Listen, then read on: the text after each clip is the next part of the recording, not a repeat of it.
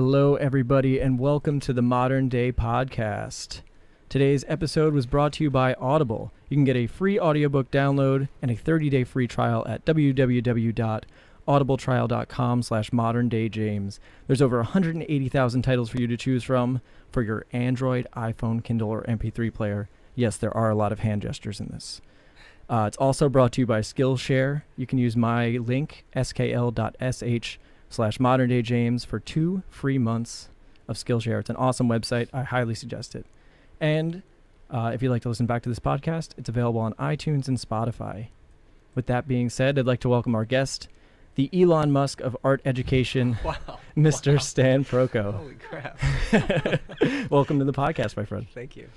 Well, for those who might not know, which I don't know how they wouldn't know and end up on my YouTube channel. I know, what the hell? Yeah. Why don't you give a quick introduction? If they don't yourself? know, can you just leave so I don't have to do an introduction? Oh, I'm sorry. Well, why don't you give I'm just kidding. a minor paragraph about yourself? A paragraph about me. Okay, my name is Stan. I do YouTube too. I make tutorials how to draw. I paint. So I'm a teacher, artist, painter. Awesome. Yeah. How did you get started in YouTube? Now, well, I want to take it even further back, actually. How did you get started drawing?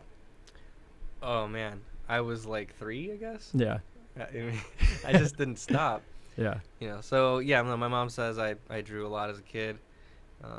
But in high school, I did a lot of animation. So that's when I really got into it. Yeah. Like, really into it. And then I took classes at Watts Atelier, which was really close to my house. And that's when I got like really into it. Yeah. So it's like just keep leveling up. Awesome. So when you were in high school, like going back, were you taking art classes? Were you drawing all the time? Were you in high school? Yeah. So animation every semester. Yeah. I never had a semester without animation class.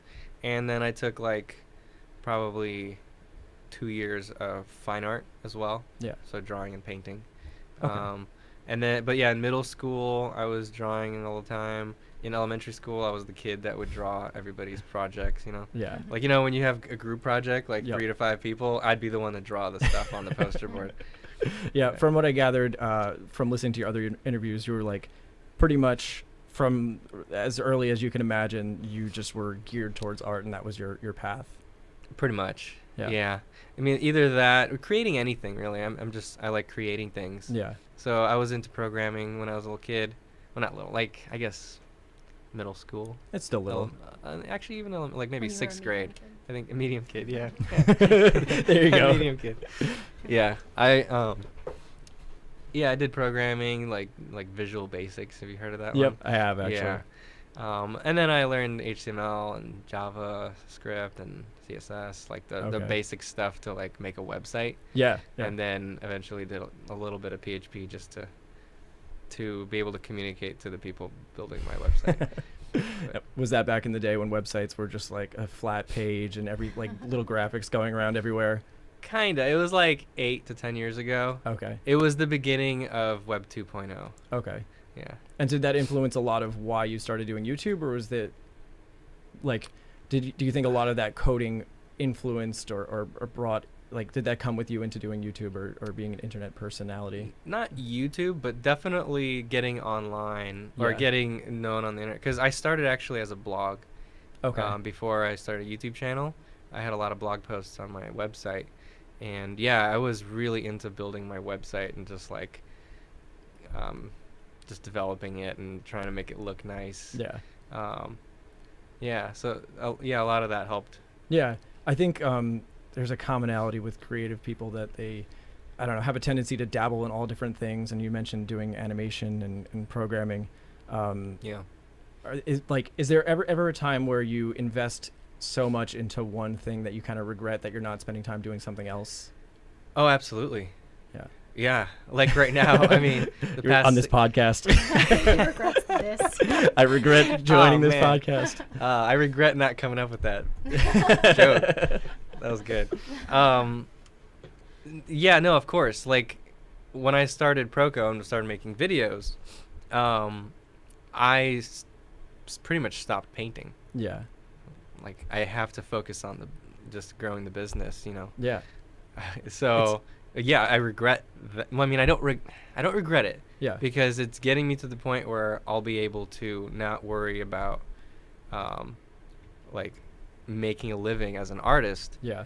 And once I get there, I can just focus on creating whatever I want. Yeah. And that's a good place to be. I think so. I'm personally finding that with art education that you'll find this balance of having to take into account the students' needs or other people's needs, and based on the studio and your other employees, you have now your employees' needs. Yeah. And I feel like sometimes that can get in the way of your own individual artistic inspirations or aspirations.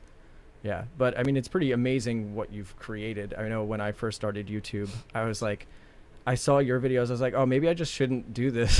I was like, I think all the art YouTube videos have been done already. I was like, maybe I should just stop. Yeah, just stop. Yeah.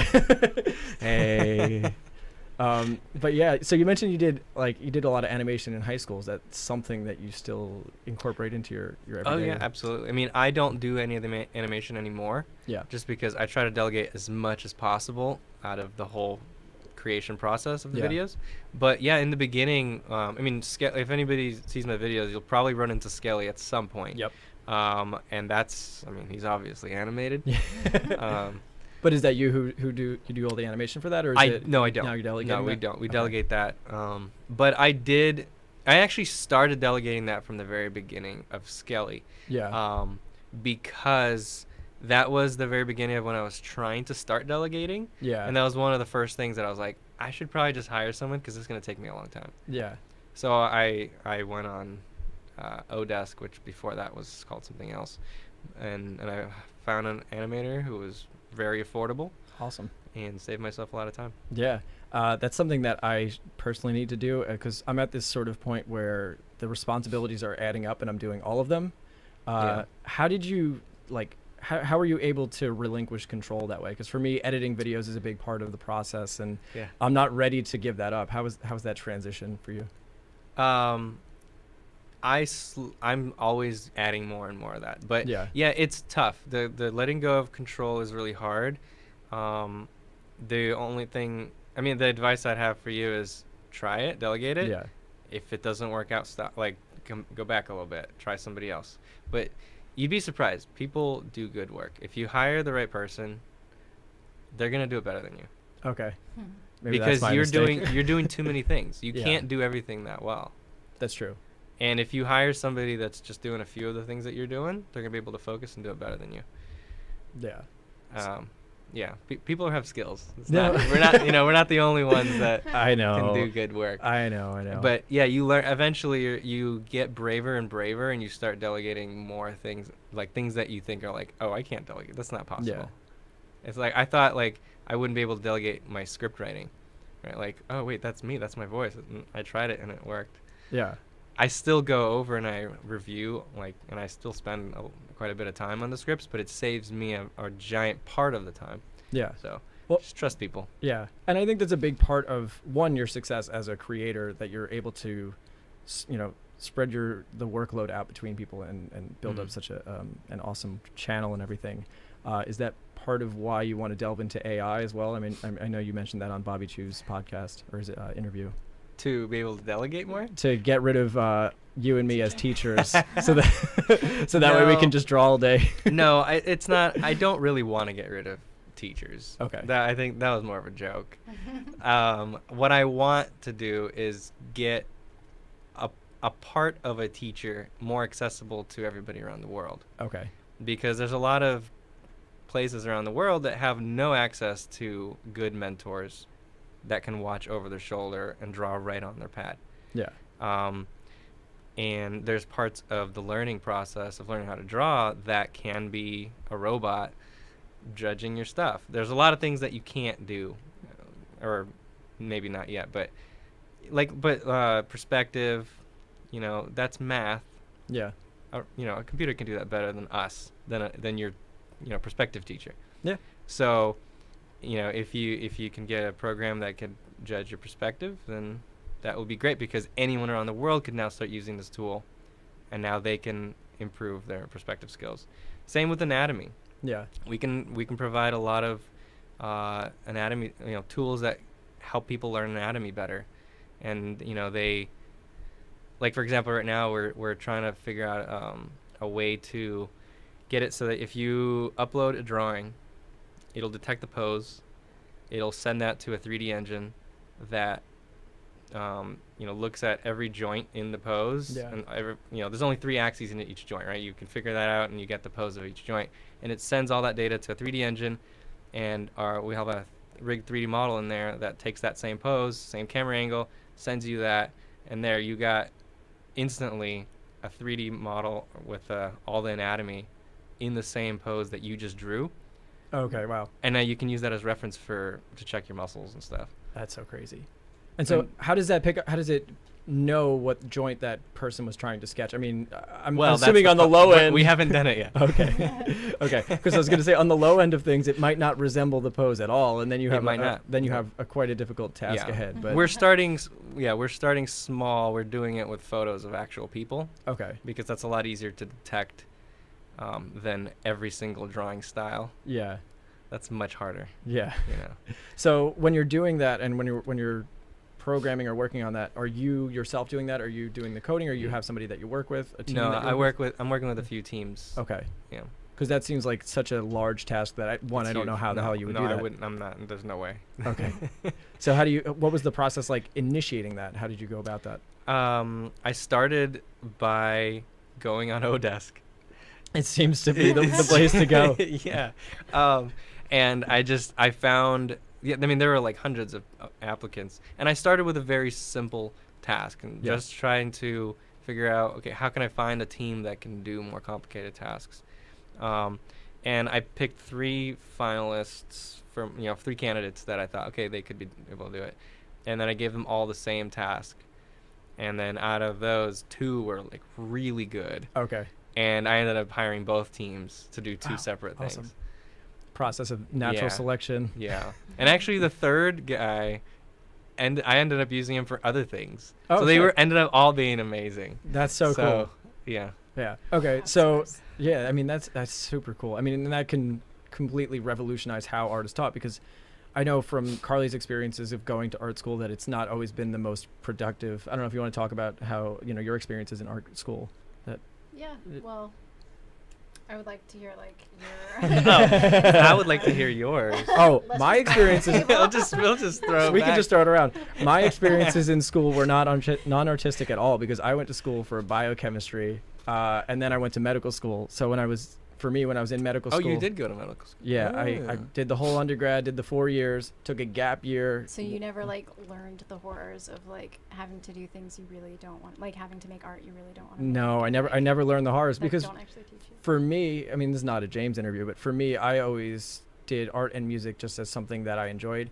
And I hit a kind of a breaking point when I was in medical school, because I would spend all my time in the anatomy lab just sketching. And I found that I was wasting time just learning these details. I mean, it was not a waste of time artistically, but a waste of time scholastically. Yeah. Huh. So you went to Watts. I did. Atelier. Yeah. You went to college as well, or you went? Oh no, I atelier? stayed there. That's awesome. We 10 definitely. years. Okay. Yeah. Wow. Awesome. We've been asking that a lot of the people we're interviewing, because most people were like, yeah, I went to college but didn't learn as much as I wanted to. Yeah, I got that a lot from people that went there, and they were coming there from college, and now they're just actually trying to learn how to draw. Yeah, you had to go back to do it again. Yeah, they had to start over. Well, that's where I was trying to go before I went into my whole backstory. But I feel like so many people go to school for art and they don't go to an atelier type system, and then they end up not really learning the fundamentals, or just trying to express themselves. Right. And so I think what you're doing could take it a whole step in a different direction. Yeah. Right. Yeah, I mean, it's still a waste of money to go to school that doesn't teach you how to draw, if that's what you're going there for. Yeah. But yeah, I'm doing it not necessarily for the people that made the wrong decision going to the wrong school. Yeah. But more for just you could do this without going to school at all. Okay. Mm-hmm. But not. I mean, kind of, and kind of not. I don't think it'll completely replace teachers. Yeah. But I think it will really, really help the people that don't have any other choice. Yeah. You know. I know, like I said, for me, leaving school, I really didn't have a choice. I actually used a lot of your videos. I used Marshall's videos, and that was it was so influential for me to grow as an artist, because I didn't want to go more in debt, going to art university. And so having videos like yours helped. So you didn't go to any, a school where they actually taught you how to draw? No. Well, wow. So you really did learn how to draw without an actual mentor. I had no mentors except for... Well, that gives my AI hope. Yeah. Because if you could do it through videos, imagine if there was a more intelligent type of machine. That's why it's so exciting for me, because I could only imagine being able to submit that and get some critique. Oh, instantly. Yeah. I mean, imagine checking your perspective of an entire environment that you just drew. Yeah. I mean, geez. And for me, there's so many questions that I've seen, like, just from delving deeper into perspective, which is mathematical. Yeah. There's so many questions that aren't answered well in books. Yeah. And I think having somebody like having something like that would just be completely invaluable. Right. But I mean, again, someone still has to teach it to you, because the AI will check your work. Yeah. But like, how do you get to the point where you're even submitting it something worthy of checking, right? Yeah. You still need a teacher to show you that. That's true. Where videos are good enough, I think. Yeah. Is that part of why you started getting into videos, like because you wanted to I don't know, help spread this knowledge, or was it? Well, obviously, I wanted to spread it, but no, actually, the main reason was more selfish. It was back then I was just trying to get my name out there. Yeah. That's why I started the blog. I knew that like, in order to get more views on my website, to look at my artwork, I had to have more than just good artwork. Yeah. And I realized that like, tutorials get a lot of traffic. Yeah, they do. So I started making tutorials. And it worked. Yeah. Yeah, it did. Yeah, it worked. Yeah. Yeah. But now it's more than that. Now it's like, okay, my name's already out there. Now I need to do something a little more important. And I think, just trying to get art education to more people.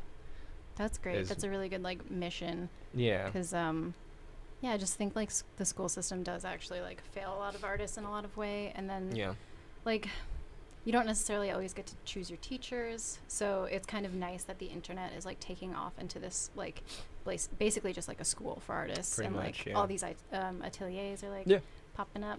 Yeah, I think it's going to supersede it at some point soon enough. I feel like the college system is kind of failing. I mean, it's not in especially science. For art. Yeah, not in art. I mean, not in science. Yeah, we're gonna have like like basement made doctors.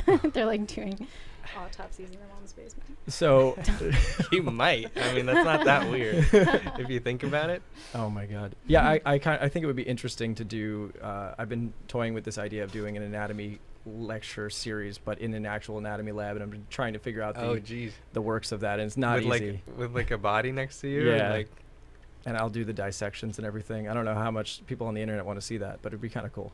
I'd want to see it just to watch you do it. Watch his face. We'll just have like one camera. There, I'll do it dressed up as olden day James. Oh, your beard falls off. Oh my God. So this is really dark. Sorry. Yeah. Sorry, everybody. So, what do you think? Where do you think you're going to go with the channel? What do you think you're going to do? Like, obviously, we just talked about AI, but where do you think you're going to go with all of this? What is your modus operandum? Where are you headed? Well, what do you mean? Well, like for me, when I think 5 years down the line, I have sort of a goal in mind that I'm trying to set myself up for. Yeah. And you mentioned that you don't want to have to worry about being a starving artist, or worry about having that income. Okay, so we're building a new website right now where it's more of a social online school. Yeah. So kind of like, you got your Skillshare, YouTube, plus Facebook, Instagram sort of thing going, where people can, it's like, imagine a social network where your whole classroom has their own area where they can talk, your teacher's giving you advice, but it's all social. You can do it through your phone. Yeah. You can leave each other feedback and you get rewarded for it. There's a community section. You have a classroom section where it keeps track of all your stuff. Kind of like that, and then add all of the Proko courses in there. And then we're also trying to expand to a lot more instructors. get an actual well-rounded art education in there. Because right now it's pretty limited. Like right now it's mostly just me and Court recently added a caricature course, but and then start plugging in AI stuff in there and help people learn even more through just the website itself, just kind of giving feedback as well. So I think just growing an online school, but making it actually a social experience and not just a library of videos. Yeah, because I think that is the one thing that's missing with a lot of online education, especially from what I've experienced, is that you don't have that feedback. You don't have those systems. And the ones that are in place really that provide feedback from your peers or provide feedback is usually pretty negative, especially a lot of the younger people are a little bit negative with each other. I don't know if you've experienced the internet at all. Yeah. Yeah. Well, that's up to the community to figure that out, or like the moderators to decide what kind of community is this going to be. Yeah. So yeah, when we launch it, we're gonna put a lot of effort into making it a positive experience for people. Awesome. Yeah, and we should apologize. We've killed Stan's nose because we have cat hair. Yes. He has severe cat allergies, and as you watchers of the podcast know, Beatrice will come. I kid you not. She rubs on all of the microphones. It's perfect. So bad. I'm just breathing. Cat musk. Just wafting in the cat. Yeah. And she's totally disruptive. I mean, last time, or one of the first podcasts, she jumps up and knocked the microphone into John Park's face. So she sleeps in our guest's lap too. It's kind of cute actually. When we came here, we were like, "Oh, the podcast is going to run smoothly now that we don't have Beatrice to mess with everything." She's still here. She lingers. I can't believe that she still managed to disrupt a podcast no matter what. Oh my Lord. So one thing that I experienced spending a lot of time teaching is what I said earlier, where you feel like you have to sometimes put a lot of other people's needs before yours. And as an artist, we always have those selfish aspirations. Like I'm sure you would still want to do, like you mentioned, wanting to do more paintings. Yeah. Maybe animations, who knows? How do you balance that? More paintings? Yeah. Well, I mean, eventually I'm going to delegate almost everything. Yeah. And that'll leave me time to paint and share what I'm painting, more of a vlog style thing where I'm teaching people through my own paintings. Yeah. But also maybe just work on one course, but doing only the things that I absolutely have to do for that course instead of, a lot of things that I don't have to do. I think you mentioned on Bobby Chews about how, you'd want to do that vlog style video where you're just going and painting. I think there's a lot to gain from that. I mean, I know most of the videos that are on Gumroad, for example, which is a website where people sell their premium videos. Yeah. Most of those are just process videos. Yeah. And they have a huge audience, a huge market, and especially with the audience that you have, I'm sure you could do that. And it would those are they're just a little more advanced, because in order to follow a professional painting, you kind of have to know the stuff that comes before that. Yeah. So like if I do a painting tutorial or if I just do a painting demo, I'd want people to watch my courses before that. Yeah. Otherwise they're going to be lost, or they're just, they're going to be lost. That's true. I find that sometimes in the comment section too, where I tried to structure the channel as a whole, starting from beginner and then advanced as advanced as I can get, and then refer them back to the older videos. But even still, I get comments that are angry about this being too advanced or something like that. Yeah, I mean, 99% of the people that are watching your stuff are not advanced. They're all beginners who are just starting, and then they stop.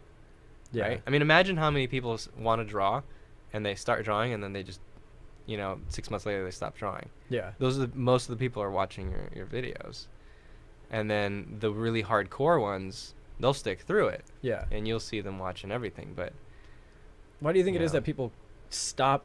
Why do you think they drop it, though? Why do you think? Is it that there's not enough positive feedback? Is there? It's just hard. It is hard. It is. Yeah. It is. It's really hard. But, man, I don't know. My gut tells me most people are too lazy to really put in the amount of work that it actually takes to get good. But I don't know. Maybe I should be more positive. No, it might. The way I'm thinking of it, it might be similar to like learning a new language when you're older versus when you're like a little kid. Yeah. Because you can like very easily teach a little kid a language, and you were 3 when you started, so it was just always That's true. natural. Well, but everybody was drawing when they were a kid. I wasn't really learning. Like, no, there wasn't a teacher with me when I was 3 teaching me. I was just doodling like most kids doodle with their crayons. So when I went into animation class in high school, I was no better than everyone else in the animation class because everyone else there loved to draw as well. Yeah. Everybody there was drawing their whole life at that point. In fact, there were a lot of people way better than me in that class. Yeah. But, go 4 years later when we're all seniors, I was the only one still doing full-on productions and submitting them to competitions and getting on American Airlines. Yeah. Maybe it's just like social, because we're all kind of taught like art is like a weird thing to get into, and you're not going to make money, and maybe kind of give up.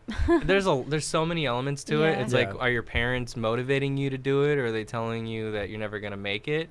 Like, if my parents were telling me that I'm not going to make it as an artist while I'm a kid, I probably wouldn't have stuck with it, right? Yeah. But everybody around me was motivating me to keep going, telling me I'm good. Yeah. And that's like positive energy. Like, I'm going to do it even more. Yeah. So that's just one thing. If somebody doesn't have that in their life, they're screwed. Yeah. So I take it your parents were pretty supportive. Very supportive. Yeah. Very supportive. Yeah. Now, you mentioned again, I keep referring to Bobby's interview with you, but you mentioned that they're immigrants. Forgive me, was it from Ukraine? Ukraine? Okay. Yeah. And now you think a lot of that work ethic, how was your childhood? Were they really strict with you? Were they like grades in school? Were they really strict? They were strict in some areas. Yeah, like school, they were strict. Yeah.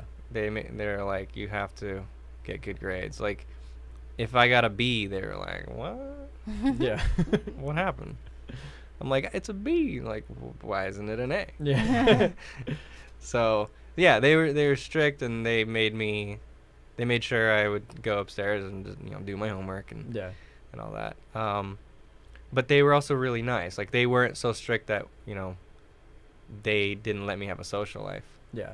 They were very open to me just kind of exploring whatever I want to do as well. Awesome. Yeah. Yeah, I mean, and as long as you convince them, or at least let them know that you're motivated about it and you're going to stick to it, then usually hopefully they'll be pretty supportive. The reason why I asked, though, is because I think that is a make or break for a lot of people, is that support system that's behind them, especially young artists. Everybody that's listening, I'm sure, is like, if they're trying to pursue art, it can be really hard if their family support system doesn't believe in that ability. Absolutely. Yeah. Yeah, no, that's huge. Well, I'm assuming you went to like a special high school if you were doing animation classes. No, it wasn't a special high school. It was just a really special animation teacher that made it a big thing. That's really cool. Yeah, he provided all of the light tables for our class. Oh, awesome. So you learned like old school animation? Yeah, like 2D. That's yeah, great. We drew on a light box, flipping papers. Yeah. But he also bought, like, I got into 3D animation halfway through, and he bought Maya. Oh, wow. Yeah, like with his own money, he just bought Maya for us so that I could explore Maya. That's a good guy. That's a great teacher. Holy crap. Yeah. Yeah. Yeah. Holy crap. Yeah. Do you think, like, so you seem like you had a bunch of good influences that were helping you, push forward to that. And so, yeah. I'm extremely lucky with all the adults that were in my life throughout. Yeah. Growing up. Definitely. Extremely lucky. And so, when did you decide that you could actually do this or make a living out of this whole art thing? Well, that was also a slow process, because it's like every time I had a success, I was like, okay, I think I can. And then another success was like, I think I can even more. Yeah. But eventually, I guess that when I knew was when I actually started making money off it. Yeah. It's like, okay, now I guess I know I can. Yeah. And that was probably like 4 or 5 years into studying at Watts.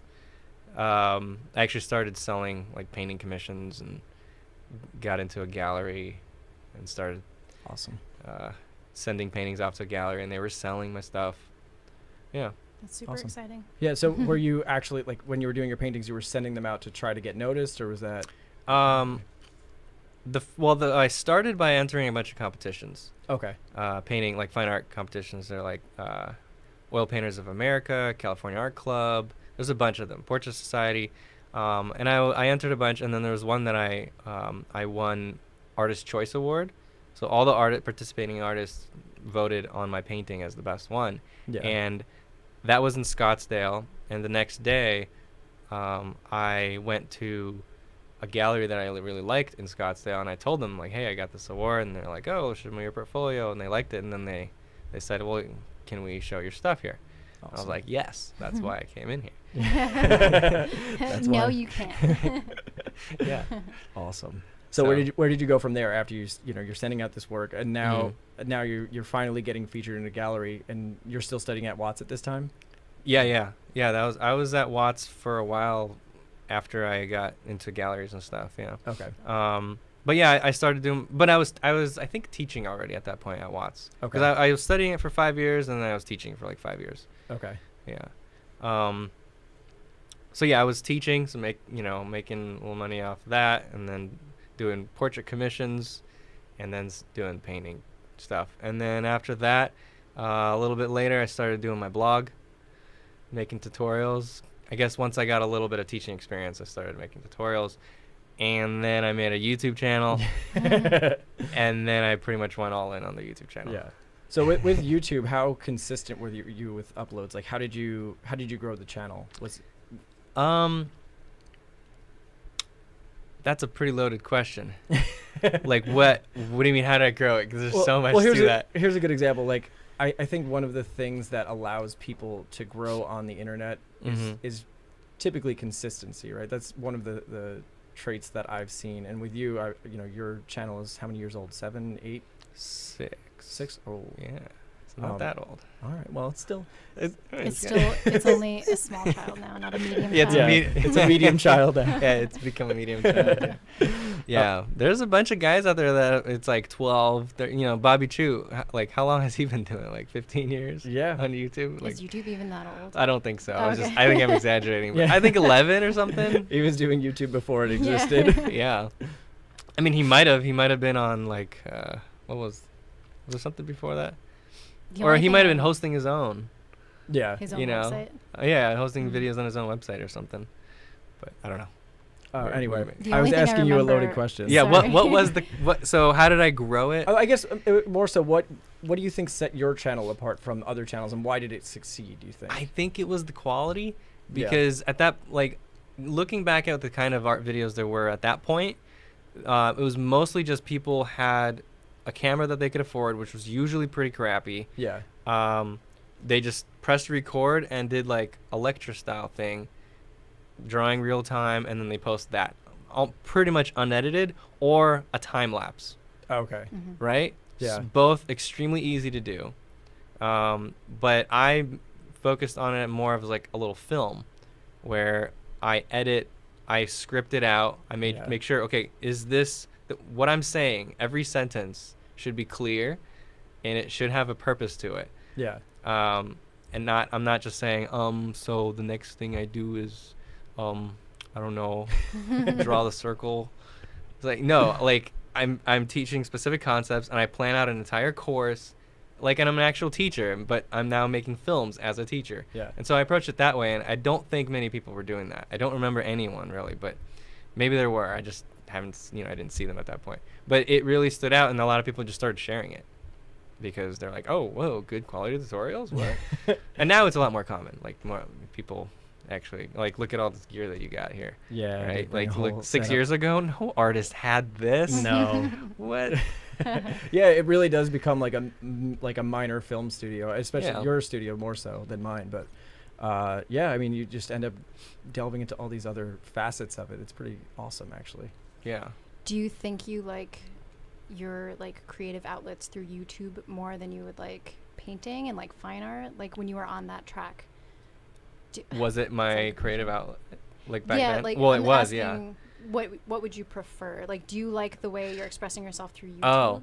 I like both. I mean, film. I was always into film. like as a kid, my cousin and I would recreate movies that we liked. We would play around with the camera all the time. Yeah. So yeah, film is just another, like I said, like I like creating anything, whether it's AI, a website, a video, a painting. I just like creating. But painting seems to be the one that I really, it's always on my mind. Even when I haven't really done it seriously for like, I don't know, 5 years now, it's still always on my mind. And so I feel like that's my main creative outlet. But film, I love it. Yeah. Like, if I hated it, I probably, with my personality, I wouldn't still be doing it. Yeah. I would go back to painting. I'm the type that if I don't like what I'm doing, I stop. Yeah. I just can't. That's probably a necessary quality in, being a successful artist, I think. Maybe, yeah. Maybe. Yeah. I feel like people do hate what they do. Well, sometimes, if you're working for clients or something, then you put yourself in a situation where, like, I hated doing commissions. Yeah. Painting portrait, even though it's painting, I hated doing it because it wasn't my painting. It was me painting someone else's painting, and I hated it. That's why I stopped pretty quickly. What was your worst commission? I don't want to say. I don't want to say. What if you know? Well, it's like what I paid thousands of dollars for that painting. They had their pet dog painted, and it was really cute. I had pet dog paintings. Awesome. With flowers. That's not what I want to do. Would you be open to commissions of our 3-legged dog? You have a 3-legged dog? We do. Oh, that's She's awesome. She's the sweetest. What is it about 3-legged dogs? It's a combination of like the melancholy of the accident that happened with in our case Margot. It's a combination of pity and just she's so cute and loving, and she's just like she just wants to be helped. And they just don't care that they don't. No, she like trips on her face and she's like she just flaps her ears back. It's funny because we walk on the sidewalk and people are like blessing us. They're like. Yeah, I'm surprised that all the time we'll get compliments for the fact that we have a 3-legged dog, as if it's like good job, you're doing a good thing. Like, would you not adopt a 3-legged dog? It's like just a cute dog. We love her. Do you have any pets? I have 2 dogs. Awesome. Tell us about them. 2 Shih Tzus. Piece of Shih Tzus? No, 2 Shih Tzus. No, 2 Shih Tzus. Oh, okay. The T is not part of the shih. Okay. Shih Tzus. Sorry. What are their names and heights and weights? They're about 12 and 14 pounds. And one is black and white, the other is brown. Awesome. I made a cartoon about them if you want to. I do want to. Or not a cartoon, it's a comic strip. Oh, do you? That's awesome. I did a comic strip, and I read it out on my Instagram with their voices. I read my comic strip with their voices. So if you want to see me embarrass myself. As in like your designated voice for them? Oh, yes. Yeah, he has one for Margot. I feel of like course all grown men have a voice for their dogs. You have to. You have to have a dog. What's your voice? You want to hear my voice on the podcast? You have to do yours. It sounds something like this. It's really stupid that I talk to Margot. It sounds like you. Yeah. Oh. No, it gets deeper though. You're just blushing. Yeah, I'm blushing. You're not doing the voice. You're not doing completely. Oh, Margot, you're such a poo-poos. He goes, who's a poo-poos? Wait. Is that the voice that you talk to your dog in, or that's your dog's voice? No, that's me talking to the dog. That's no. I have my dog. I do a voice for my dogs. Oh, okay. I don't have one of those. You don't. My dad has one. So you don't talk as if you're your dog? Sometimes I do, but it's very similar to the. He does voice. Like a Mickey Mouse. Yeah, or Mickey Mouse. Sometimes I'll make fun of her and. I talk to my dog like when I'm alone. Yeah. And he caught me doing it the other day. I caught her yesterday talking to the dog, like having a full conversation with the dog. She understands. Yeah. Do you ever catch yourself having a full conversation with your pets? I don't actually talk as if they as if they're gonna respond, but I make my dogs talk to each other. Yeah. Oh, awesome. I do both voices, but yeah. Oh man. So what's it like? For one thing that I think comes into play with art, because you always have to be so focused. Is it hard to balance a family now that you're a father? Not to bring it back to serious questions, but oh, that's fine. Yeah, I mean, having a kid is obviously a life-changing thing. Like you have way less time than you thought you were going to. Well, I mean, I guess everybody knows that. Yeah. But yeah, it's huge. Like you have to start delegating even more, and it forces you to delegate. Yeah. It kind of forces you to think about, okay, what can I cut? Yeah. Out of the things I'm doing, because I can't do 40% of it I can't do anymore. Yeah. So yeah, it's hard, but my kid is extremely well behaved. We got like really lucky. He's such a good kid. Awesome. So are you going to teach him to be an artist? Whatever he wants. Okay, good. I mean, he's picked up a pencil a few times, but he seems like he likes music more.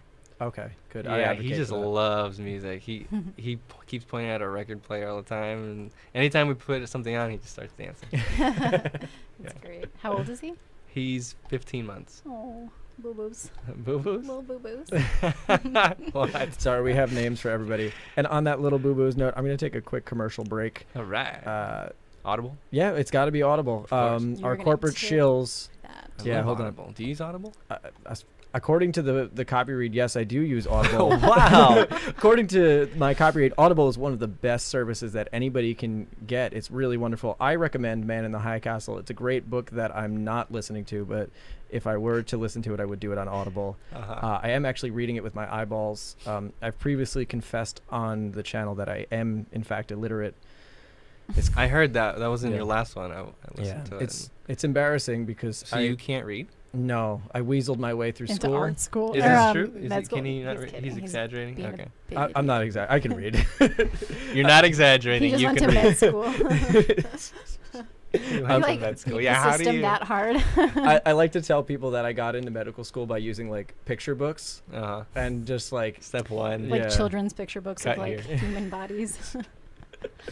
Oh man. Yeah. You know what? Let's hear about Skillshare. Oh yeah. I'm sorry. I didn't plug Skillshare. Shit.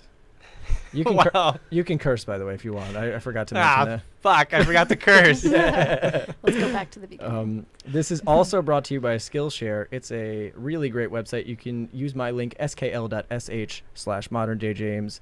You can get 2 free months. It's a really great website, and it gives us some money to help support the podcast. It's wonderful. It actually is a great website. It's a great website, and we're not ashamed to plug them. Yeah. How much did they pay you? It's not a lot.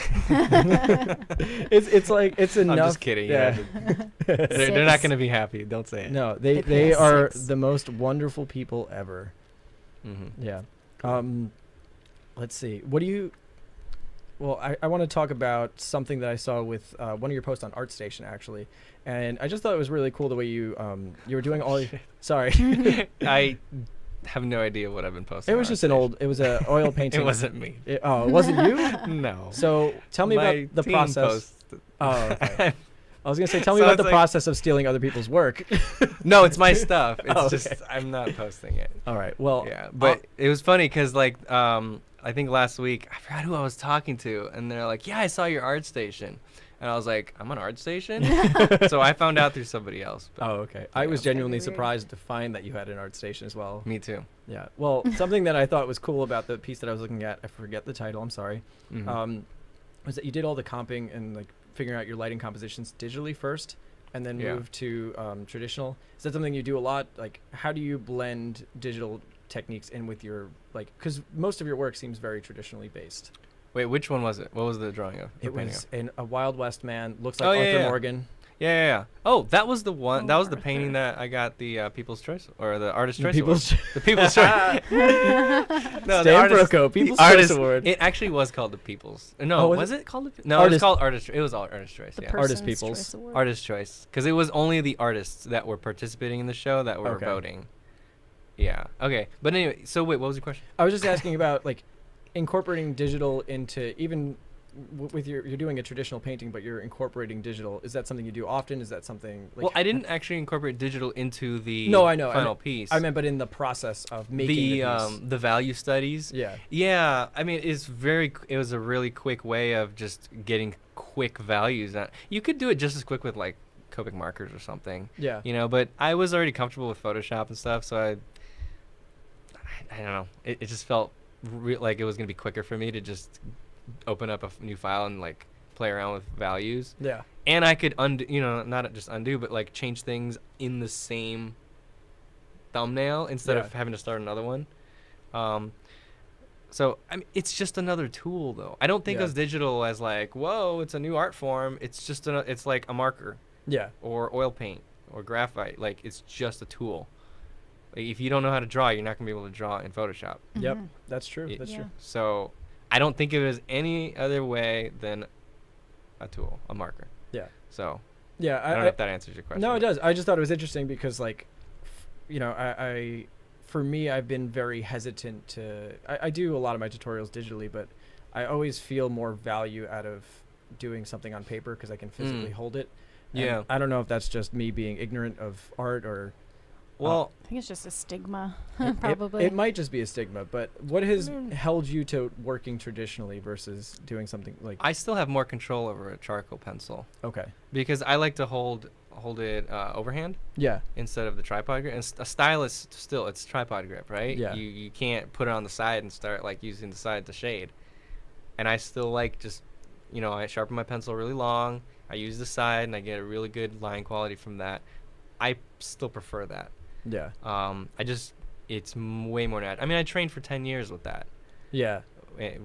So, you know, I have thousands of hours of life drawing classes using traditional. So I'm just more comfortable in it.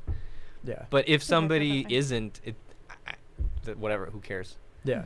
Mm-hmm. I mean, there's some people. I mean, a lot of artists that I know and I really admire. They say, even now, just try traditional first. Like learn traditional, and you'll get a subtlety in your control that you can't really get with digital.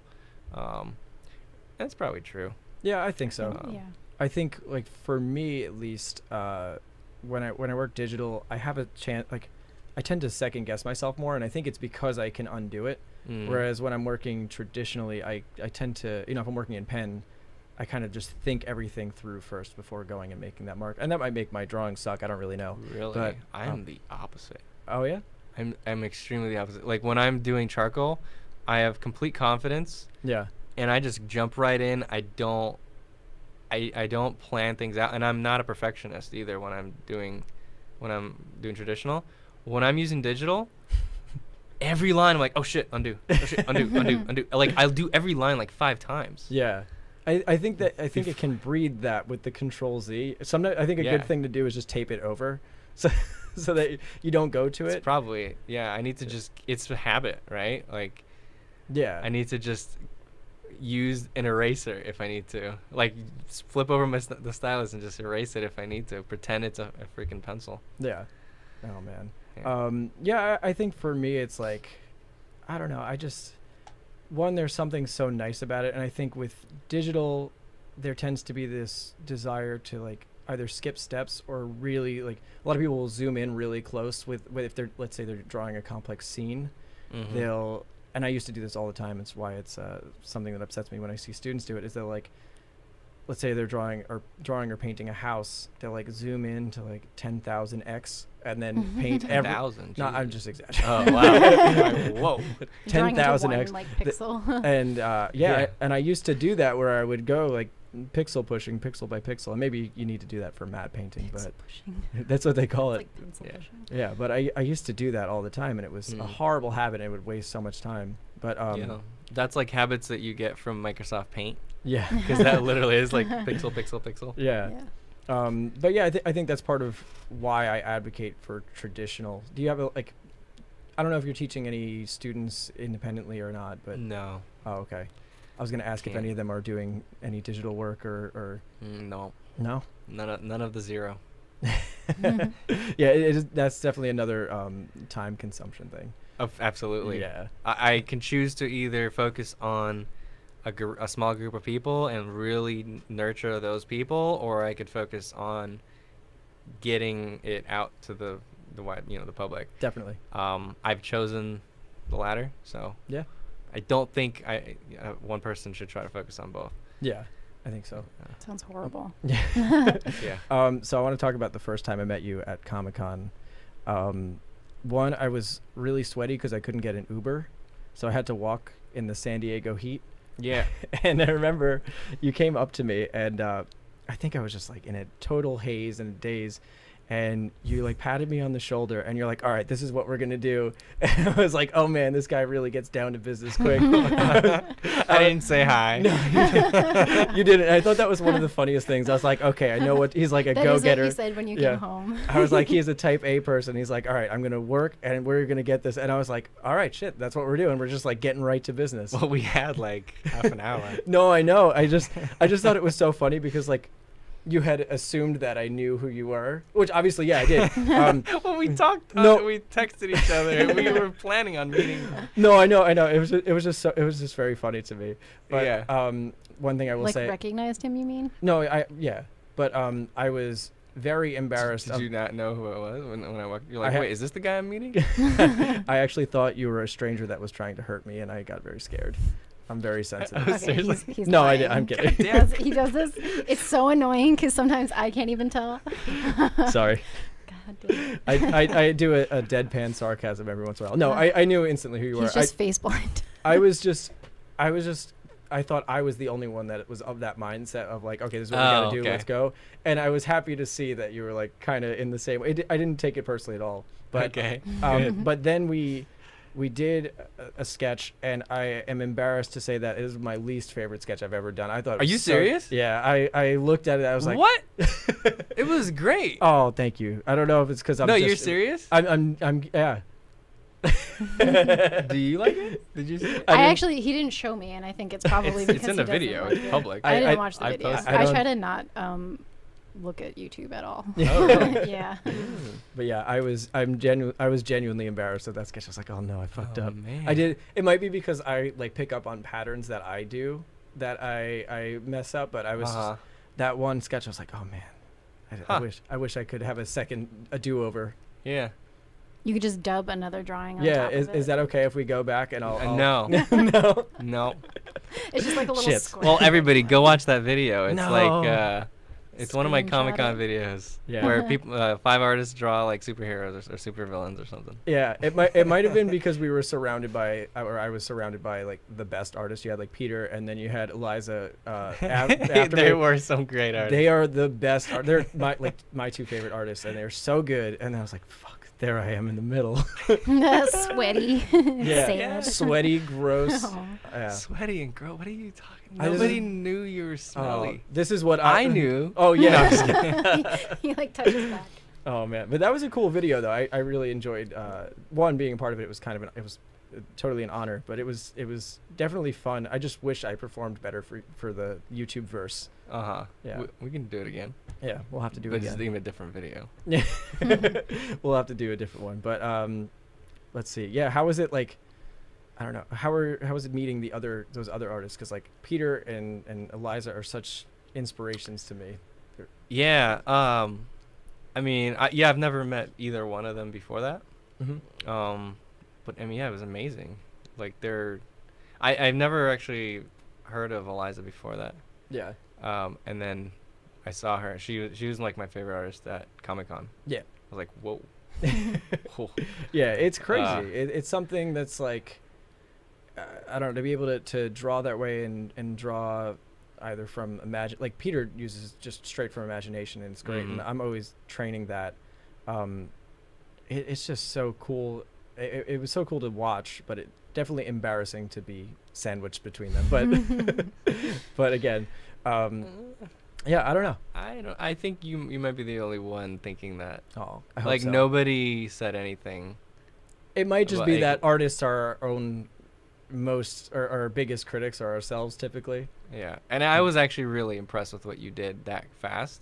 Oh, I was like, nice. Thank you, man. I appreciate that. Yeah. Do you find that you're your own worst critic, like myself? Probably. I mean, as far as like in working with my team, there's a lot of times where I'm just like, this is horrible, and they're like, what are you talking about? So yeah, I guess so, because we know a lot more of our mistakes. Yeah. Because we were staring at it. We were there in the process of making it. And you were, you know the things that didn't turn out the way that you wanted them to turn out. Yeah.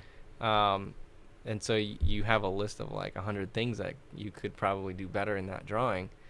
But people coming in and just seeing it for the first time, they don't have that list. Yeah. They just see it as for what it is. And your drawing shows a lot of skill. So thank you. Yeah. It's just me being crazy, I guess. Yeah. Do you ever look back at your old videos and yes. second guess some of the decisions, or? No, I mean, I'm looking back and knowing what I had to work with, and knowing that like I didn't have very much experience. It's like, hey, that's not bad. Yeah. Like I did good for what I could back then. So, but yeah, of course, if I go back and I could redo the portrait course right now. Yeah. I mean, I guess I could, but if I did, it would be so much better. Like, yeah. Way better. Yeah. I think that's important, though. I mean, if you don't have that, then you probably haven't, of course, stepped forward.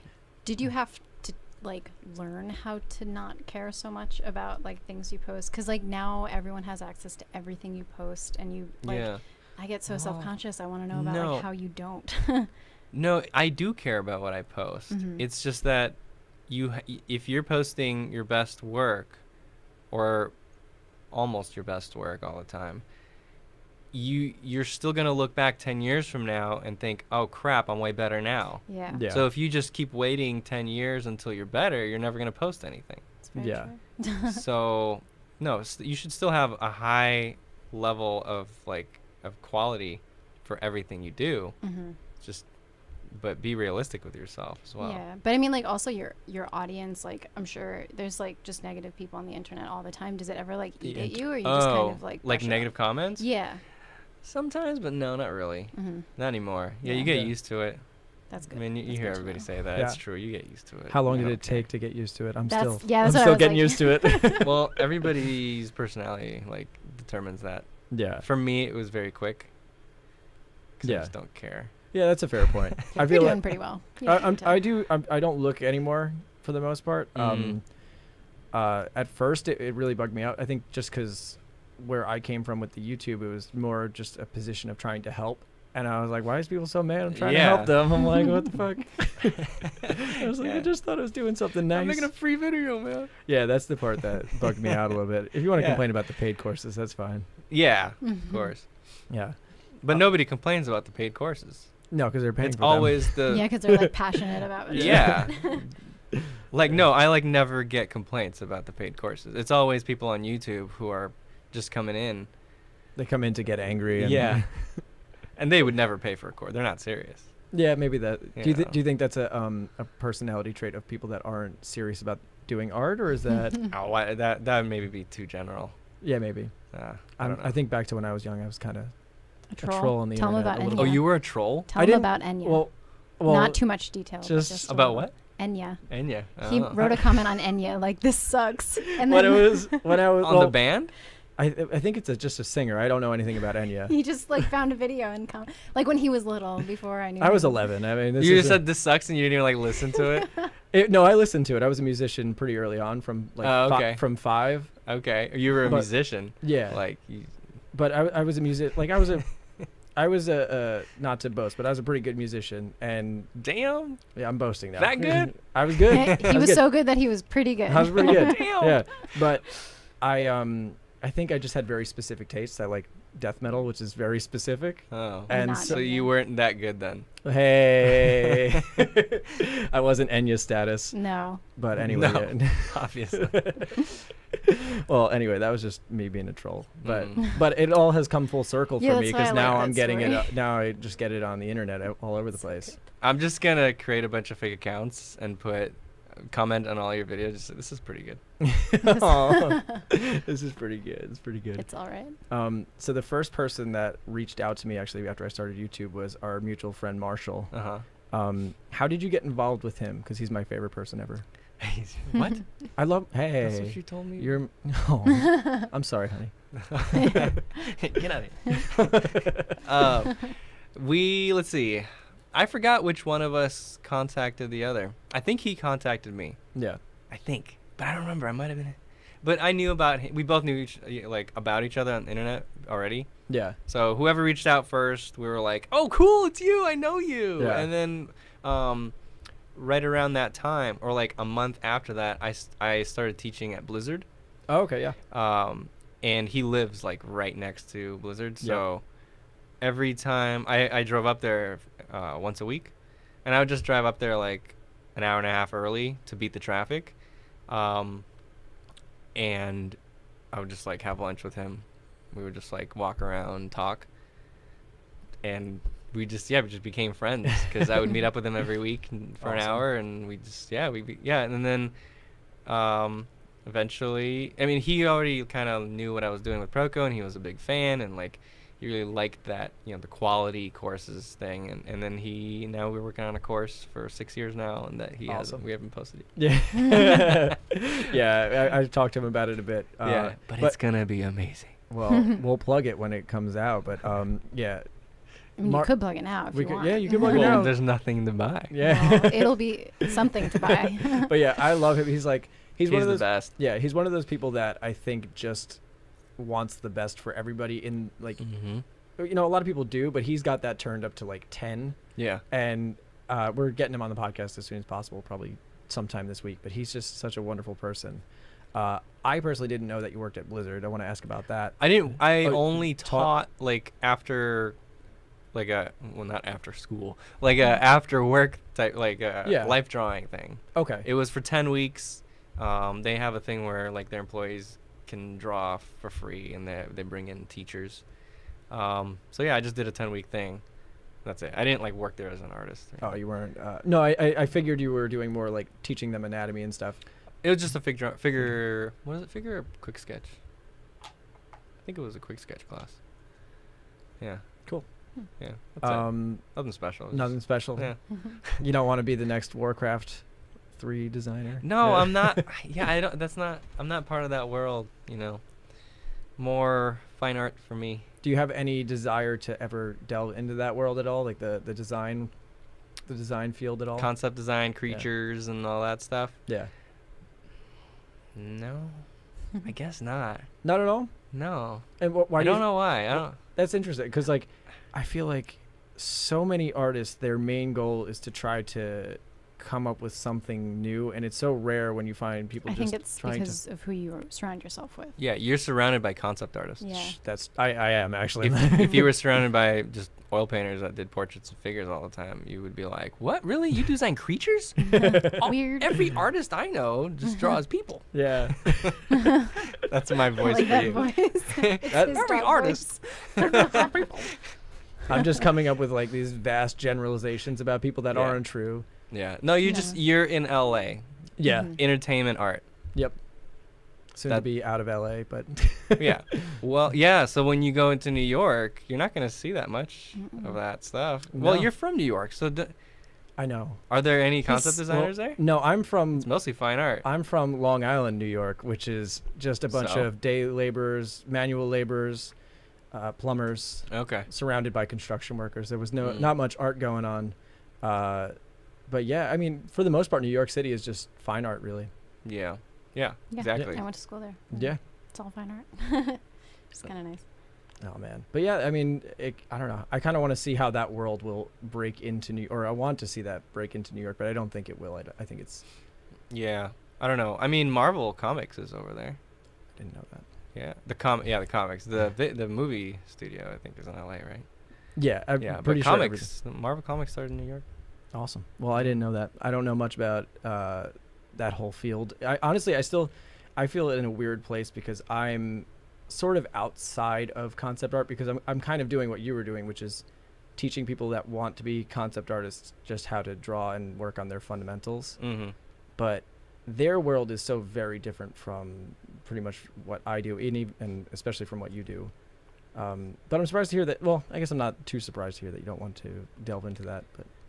It's cool. Like I'll maybe do a few projects. Like I recently met the John Nee. He's the publisher of Marvel. He just recently got that position, I think. And I don't know. We were talking, and like there's a whole market for like doing limited runs of comic covers. Okay. Right? I don't know. This is new to me. I just found out about this during this Comic-Con where they'll have a regular cover for a comic, but then they'll do the same comic book with a different cover, but it's only like a limited run of it. Oh, okay. That's probably because people collect them and stuff. Yeah, it's like a good and they'll be more expensive and stuff. And like, I was like, that'd be fun. Like I could do one cover like that.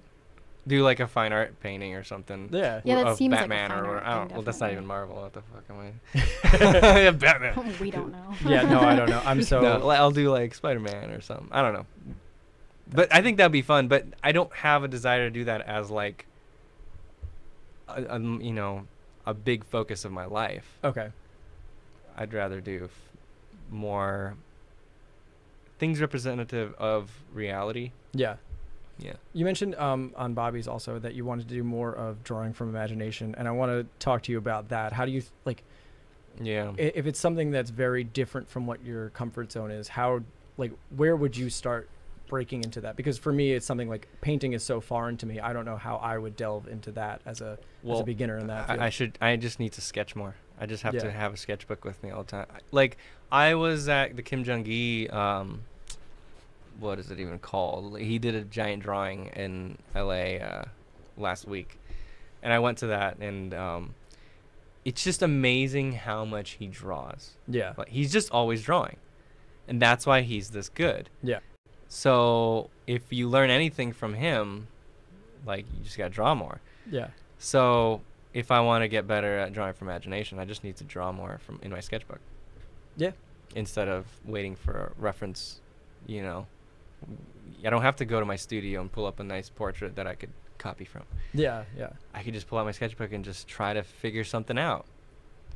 Do you think, for me, when I make content, a lot of the times it's like I'm trying to share the process of how I'm learning. Do you like, how do you find delving into something that you're uncomfortable with managing your business and having 1 million subscribers, seeing like, what the hell are you doing? Because and hurting my channel because I'm posting shit for a few years. Inevitably, they're going to see something that I would obviously filter it. Okay. Yeah. I'm not going to just post a bunch of crap and just like have my audience just watch me struggle with crap for a few years. Yeah. I would filter. I would post maybe a few of those, but there would always be some kind of message behind it. Like, oh, but I learned this. Okay. You know, I'm not going to post something for people to just see that, hey, look, I failed. Yeah. That's something that maybe would be good for like an Instagram story, but not for a YouTube video. Yeah. You know, I take it a little more seriously, have something that they could learn from. Maybe just something inspirational within it. But yeah, that's what my approach would be. Okay. Yeah, for me, I'm always live streaming, and on live streams, I'll try out all different experiences and different things. And I tried that once. Yeah. How did that go? Look up Prokopenko. Oh, I've heard of it. Okay, I've heard. You've heard of it? I have heard of that. I don't mean. I don't know it. I don't watch YouTube. I have no idea. I'm sorry that I've heard of that. It's just the internet. What did you hear? I saw this this is in your defense. I saw this in relation to a post on 4chan insulting me. So it had nothing. What? Yeah, it was just. Wait, how? What do you mean? It was a whole page on insulting art tubers, and I think that came in there. Oh, okay. That was. Oh, there's an entire 4chan on the kangaroo itself. Is there? Oh shit. Oh, it's amazing. It's one of my favorite mistakes I've ever made. So you really have to have a thick skin to deal with that. Oh, it's amazing. No, the way. Oh my god, it's hilarious. No, I'm serious. It is hilarious. Like I drew a really bad kangaroo. Yeah. I don't know why I thought it'd be a good idea for me to do a live stream on how to draw from imagination. Yeah. Like, what am I thinking? But I don't even know how to do that. I kind of commend you though, because it's like at least you're trying to push it there, you know? Yeah. Like, yeah. I was like, oh, this will be fun. Yeah. No, it was horrible. I drew a kangaroo that it looked like a fetus. Yeah, no, it was so bad. And people ran with it. Like the next day I woke up and there were forums with, I don't know, maybe like 20 people that just took my kangaroo shape and just like redid it into something else. Wow. And every single one of them did a better version than I did. Yeah. But each one of them is hilarious. Oh my god. You need to look it up. So funny. I think I've seen it, but like I don't think you deserve the hate for that though, because I didn't see that much hate. I don't know. People like thought it was hilarious that I messed up so bad. I just meant in general, like whenever you're trying something that you're clearly an amazing artist, when you have something that's completely out of your comfort zone, nobody's thinking, okay, you have so many more eyes on you making a mistake than somebody that's just starting out. I mean, imagine anybody just sitting at their house and they try to do that and they make something that's way worse than that. Nobody's going to make fun of them for the, Yeah. But I mean, who cares? I don't know. I don't care that they're making fun of me. Yeah. Like, I think that's probably why you do so well on YouTube, though, is because you can deal with whatever. Like for me, it's hard for me to deal with that sort of thing. I feel like, I've stepped in the wrong direction or something. Just think about this. You are one of the most successful art YouTubers out there. Like, if you list all the successful art YouTubers, you're in there. All those people making fun of you are not. Yeah. So why would you listen to what they think? Why you guys got to hate on me? It doesn't matter. like they might be right, but you're also one of the most successful ones. So like you can just remember that and be like, whatever, I messed up. Yeah, fair enough. Like, who cares that you messed up? Also, it's freaking art. It's not like you're the AI computer that's like drawing, like drawing perspective. Yeah. Well, thank you for making this modern day therapy, everybody. Let's talk about your problems. Let's talk about my problems. But yeah, I do think that's part of why, like, being resilient like that is really important to being on the internet in general. But I do think it can make delving into something that you're uncomfortable with challenging. Yeah. But absolutely. No, well, there's another thing where it's like parents really matter, right? Yeah. The way you grow up determines how you react to stuff like that. Yeah. So parents out there, don't mess up your kids. Yeah. Like, don't make fun of them. Let them deal with their problems. Yeah. Learn how to figure out how to deal with social issues. Yeah. So has all this influenced how you're going to raise your son? Is it? Of course. Yeah. Well, you mean like what, YouTube? No, I guess. Or just how life in general? Oh, yeah. There are some very important life lessons I feel like you would learn from trolls on the internet. Yeah. Yeah. Well, I think for me, part of what bullying. Yeah. In general. I think part of what I do gain from reading hate comments is that you can see your biggest flaws and then try to work on them as an artist. Like, for me, a lot that came out was that my gestures were stiff or the characters were stiff, and since then I've sort of made that like a focal point. Is there anything that you've learned from that, or? Yeah, I don't know how to draw from imagination. Yes, I have. All right, plain and simple. There you go. Very fun lesson to learn. Yeah. Oh man. Yeah. No, but yeah, of course, when I woke up that day and I saw that, I was like, "Oh shit, is this bad? Like, what did I do? Is this gonna hurt me?" Yeah. Like, I wasn't offended. I thought it was hilarious, but I was like, "Oh, is it gonna hurt me?" Yeah. Like, are people not gonna take me seriously anymore on my YouTube channel? But nothing happened. That's awesome. Good. Yeah. It's just. You carry yourself so well. I don't know how that would like stick. Like, there's no way. The kangaroo guy. Yeah, kangaroo guy. Well, if we repeat it too many times. Yeah. All right. Dug that out. A very important question is, what is your spirit animal? You said you had a really great answer. That was probably the answer. I don't know if I have a great answer, but I mean, Court Jones, the guy that did the caricature course on my channel, he did a whole lesson with like example videos and critiques and everything, like a full-on lesson on how to draw your spirit animal. Oh, okay. And I was one of the subjects in there, and my spirit animal was a beet. A beet? A beet. Probably because I'm Ukrainian. Oh, okay. Borscht, you know? Okay. Borscht. So but you know what? To his defense, I don't know why, but every time he came into the studio, I was eating borscht. Oh my God. And it was only when he came into the studio. I eat borscht now that I don't live with my family or with my parents. I eat borscht probably like 3 or 4 times a year. Yeah. So it's not frequent at all. But he just happened to come in when I brought borscht to work. What the fuck? And so he was like, "Wow, you eat a lot of beets." Yeah. So he gave me that spirit animal. But I do love borscht. I think beets are great. Beets are the best. We had a huge conversation with Eitan about beets. Yeah. And they're just the best. best. Yeah. I'm not a Very fan. passionate about them. I'm sorry that I'm not a fan. No. I would say that you're my favorite. You said you liked You're my favorite. I'm your favorite beat. You are my favorite beat. And what about Carly, the beats sorry. from Doug? Were the Beats his band, or was that? It's not his band. It was the band he looked up to. Oh, it was like the Beatles. Oh my god. The Beats. I mean, I love that show. Or was it the Beats? I don't remember. What's the Beats? I might be making a fool out of myself.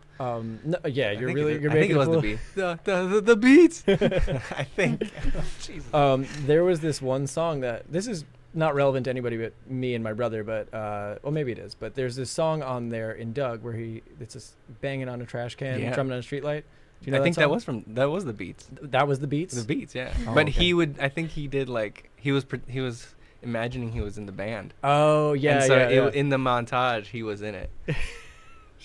I used to sing that song all the time to my brother and I. Like we would just go back and forth with that. Oh man. Well, yeah. And so your spirit animal is in fact a beat. I don't know. I don't know if I can say I agree with it. Well, it goes with my face shape. I get a little bit. He made it work.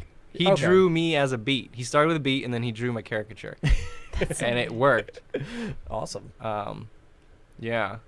I want to see him draw me as my spirit animal, a whale. Oh, yeah. Oh my god. How would that work? If the beat doesn't work, I'll say a kangaroo. All right. Well, there you go. Well, before we head off, do you have any advice for young people trying to make it out there as an artist, or any? Ooh. Yeah. Oof. You don't have to give them advice. You can tell them. Your advice could be that they should quit. Go to Prokopenko.com/library. Start from the beginning. No. Well, I mean, it'll help. But no, just draw a lot. Like, if you think you're drawing too much, you probably aren't. Like, people compare themselves with everybody around them, and most people don't draw that much. Yeah. But if you look at like the best artists out there, they're drawing like it's their full-time job. And if you want to get really, really good, you just got to be drawing all the time. Yeah. So yeah, I think that's the thing that holds back most people, is they don't draw enough. Yeah. Even if you go on YouTube and you watch the best tutorials out there, you still got to go practice every time you draw or every time you watch one of them. Yeah. Because if you just watch, like, you didn't absorb any of it. Yeah. You're just consuming the content and not actually implementing it. And yeah, I think you have to treat it like it's a full-time job. I know for me, I set up a schedule. I would always just have it broken up. I had a little list next to my computer, and I would break it up that way, hour by hour. Oh, really? Yeah. Nice. I don't do that anymore, but I used still to. do that. Do you? Yeah. Oh, yeah. What's your schedule like? That's got to be crazy. My schedule. I get up at like 7 because my son wakes up. Before it was like 8. Yeah. Now it's like 7. I get ready for the day. You know, get my son ready with my wife. We make him breakfast, feed him. I get out the door. Usually I walk to work, like about a 3-mile walk. Get here, stay here about 8 hours, get home, and then the rest is family time. Yeah, what do you do when you're here working? Okay. I didn't care about the walking part. I poop. My morning routine. 2 hours. So you take a really long dump and then delegate the video making to Yes. you? Okay. I delegate so that I can have a longer poop. Oh, shit, literally. Literally. No, when I'm here, okay, well, most of the time, on my walk here, I almost always try to schedule a meeting. Okay. So that I'm not just walking, I'm talking with either one of the 2 AI teams or the team that's building the new social website that we're building, or one of the artists we're collaborating with. It's kind of insane. We have probably like 20 or 30 either people or teams we're collaborating with right now. Damn. Like in the process of making something with. And I have meetings with all these people. Yeah. So a lot of my mornings are just meetings, and then I go into probably reading a script, adding comments to it, and then sometimes I'll go draw something for a video or go film a narration of penis. I saw it. That was a test. No one's gonna know the context of that. No, that was completely random. No, that's not part of my normal day. Like I'll draw basically after we're done with the script, we'll have a list of everything that needs to be done for it, like all the visuals, the 3D stuff that needs to be made, all the drawings that need to be done. And so I'll be like, all right, today I'm gonna spend half my day drawing for this next anatomy video. So I'll do that. Or I mean, there's just so many things. My day basically just starts like prioritizing all the projects, figuring out what I need to do today, and then I go and I do it. It's so different all the time. Yeah. That's kind of what's fun about it. But there is a lot of script stuff that I just like trying to finalize things and production. Yeah. Damn. Half artist, half awesome businessman. Mm-hmm. I feel like it's full artist, full businessman. Yeah, maybe. That's like so much to do. Yeah. Like I was in New York for 4 weeks. I just came back like a week and a half ago. And we were filming 3 artists in their studios, like 5 days each. So that was different. Like yeah. Like it's just like trying to figure out how do we bring all this gear with us. Yeah. 4 cameras, C-stands, lights, like all this crap, trying to set up in other people's studios is just insane. We did that today. It was kind of difficult. And I can only imagine going all the way across the country. It gets harder when you have to deal with lights and when you're recording someone painting. Yeah. That's the worst. Because you got to have like all the lights. Polarizing filters, polarizing sheets on the lights. When there's natural light coming in, it's insane because the palette will be reflecting the window, or the painting will have reflections on it, or we set up some lights, but then the camera on the artist talking is just ugly because there's a big camera behind them or a big light, and it's like it's so complicated. There's so many balls to juggle. Yeah. But anyway. Damn. Well, that's super cool. And what I was going to say was it's an absolute honor to have you on here. Thanks for letting us interview you. Yeah. This is cool. Thanks so much for having me on here. Yeah. Well, thank you so much, one, for inviting me on your channel, which was an absolute pleasure. Thanks for bringing us into your studio and allowing us. Thanks for doing that crappy drawing. Hey. And thanks so much for letting us take over your little studio setting here. Really appreciate it. Absolutely. Yeah. If you ever need someone to draw kangaroo fetus on your channel, I think I do. You do? Are you doing a how to draw kangaroo fetus tutorial? We might be doing that if you want to be featured. Series. Fetal animals. If you want to be part of the fetus series, you're more than welcome to be featured on my channel. And I'm definitely not just using you to get more subscribers for that. I promise. No, I'm kidding. Okay, you are using me to get subscribers. No. Damn it. Anyway, Stan, thank you so much. Yeah. Take care, my friend. All right. See you, everybody. Is this thing done? Oh.